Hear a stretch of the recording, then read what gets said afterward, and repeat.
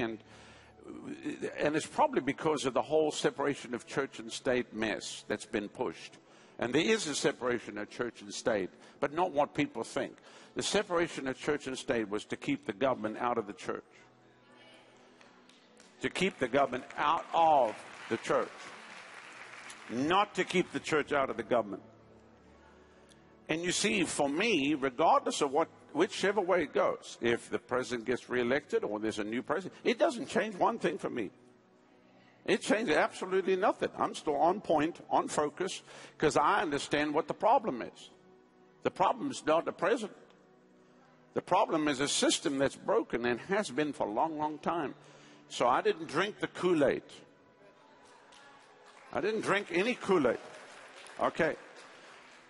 But let me play you this clip that's going to blow your mind of what your concept is of America.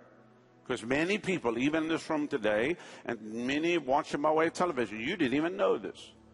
But did you know that the Capitol building of the United States was the first mega church in America? And that it ran for 100 years, a mega church in the Capitol that was attended by presidents. And the Marine Corps band did the praise and worship. That's America. Not what we see today. So let's roll that clip. I felt led of the Lord to play this right before we go into this election time now. Roll that clip, please.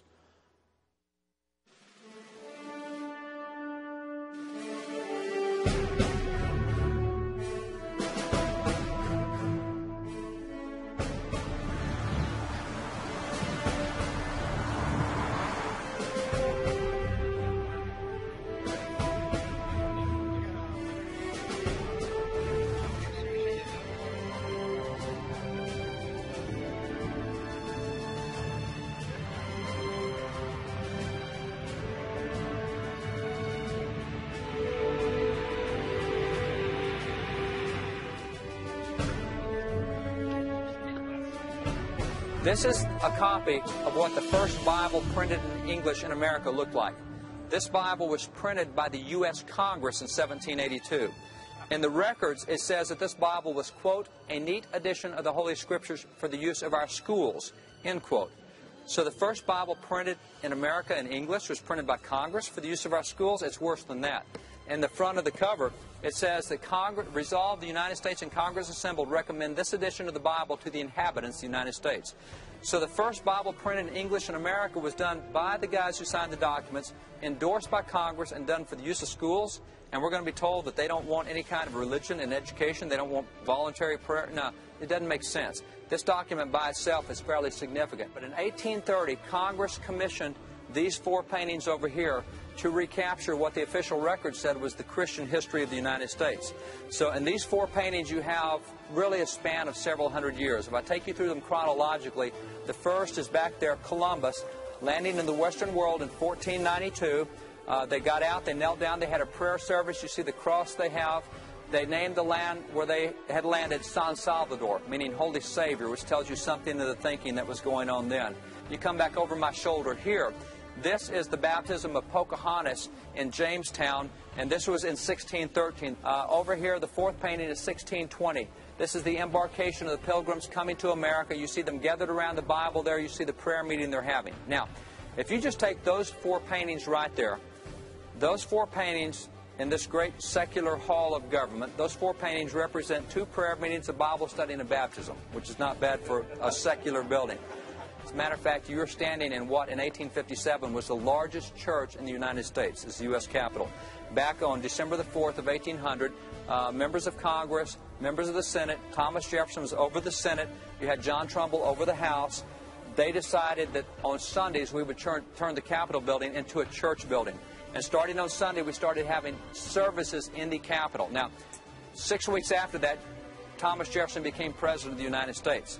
But for his 8 years as president, he went to church here at the U.S. Capitol, listened to the sermons here at the Capitol, and being commander-in-chief, he decided he could help the worship here at the Capitol. He ordered the Marine Corps band to come play the worship services at the Capitol. Now, that'd be kind of cool having the Marine Corps band as your worship band, you know, in church.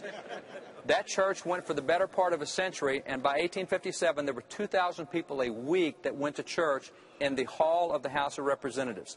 In addition to that, there were 4 other churches that met at the Capitol. First Congregational, this was their church home, as was First Presbyterian, as was Capitol Hill Presbyterian. Churches met here. There was nothing secular or seen to be secular about this building until the last 30, 40, 50 years. I'm revived. I feel different. I feel that I'll go home and know how to pray. Last night we walked around the Capitol. I spent more time crying and weeping listening to Brother David as he spoke about our government and the documents that he held up. And I said, Lord, I says, well, how can I be used? The David Barton tour of the Capitol, that was awesome. It was enlightening. It was awesome. There was so much that I didn't know.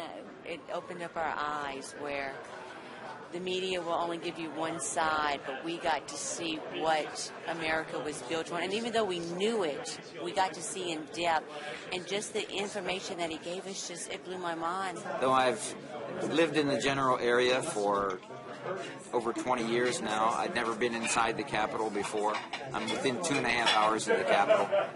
And David, the leader, was just phenomenal. So one of the highlights for me was going to the Capitol building and getting some history about what's been going on as far as how this nation was started. And we've been lied to, and that's the honest to God truth. And knowing that has really, I'm a little angry about it, and I'm at a point of getting the education that I need. You see the statue to the left of the door over there, that white marble statue? That is President James A. Garfield. President Garfield was one of the young major generals in the Civil War. He was a war hero. He became Speaker of the House. He became the 20th President of the United States. And by the way, that man founded Howard University. General O.O. Howard took it over after he founded it. Just a really cool guy. But what we never hear about that President of the United States is that he was a minister during the Second Great Awakening. This is actually one of his letters, signed James A. Garfield, 1858. In this letter, President Garfield recounts that he had just finished preaching a revival service where that he preached the gospel 19 times in the revival.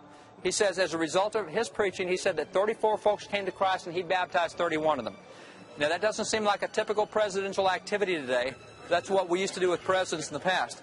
Again, you'd walk through, you'd see that statue, you'd think, oh, there's a president. You'd never think there's a minister. We've so compartmentalized Christianity in such a small box that we don't realize our military leaders, our ministers, our educators, our presidents used to be ministers. That's why I say about 1/4 of these statues are ministers of the gospel. The church has been silent. It's been a real eye-opener to see, the forefathers of our faith in this country, how they engaged the culture. They had a positive impact on the culture, and really we're all the beneficiaries of that generations later. Now, if you come back to these guys right here, these 56 guys right here are the ones that create all the problem with religious expression in public today. You see, every time we go into a public setting or a court case, and what's happened is we've all been trained to recognize the 2 least religious founding fathers. We can all find Jefferson and Franklin, and everybody else was just like them. Really? I mean, most people have no clue that Jefferson started church in the U.S. Capitol, that it went for a century.